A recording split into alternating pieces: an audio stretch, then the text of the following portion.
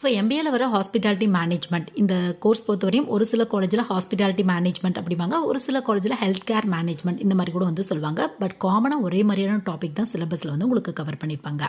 So இந்த course எது ரிலவெண்ட்டாக இருக்கும் அப்படின்னு பார்த்தோம் அப்படின்னா, முக்கியமாக ஹாஸ்பிட்டலில் என்ன மாதிரியான ப்ராசஸ் நடக்குது, அங்கே மேனேஜ்மெண்ட்டில் என்ன மாதிரியான ப்ராசஸ் வந்து நம்மளுக்கு நடக்குது, ப்ளஸ் அந்த மேனேஜ்மெண்ட்டை எப்படி ஹேண்டில் பண்ணுறது, அந்த அட்மினிஸ்ட்ரேஷனை எப்படி ஹேண்டில் பண்ணுறது, அது மட்டும் இல்லாமல் ஒரு ஹாஸ்பிட்டல் அப்படின்னா நிறைய ஒர்க்கர்ஸ் வந்து இருப்பாங்க. ஸோ அவங்களுக்கு ஒர்க்லாம் எப்படி செப்பரேட் பண்ணி தரது, அந்த ஒர்க்லாம் எப்படி மேனேஜ் பண்ணுறது, நிறைய டிபார்ட்மெண்ட்ஸ் இருக்கும். ஸோ ஒவ்வொரு டிபார்ட்மெண்ட்டில் என்ன மாதிரியான ஒர்க் இருக்குது, அந்த மாதிரி ஃபுல் அண்ட் ஃபுல் ஹேண்டிலிங் ரெலவெண்ட்டான ஒர்க் தான் வந்து உங்களுக்கு இருக்கும்.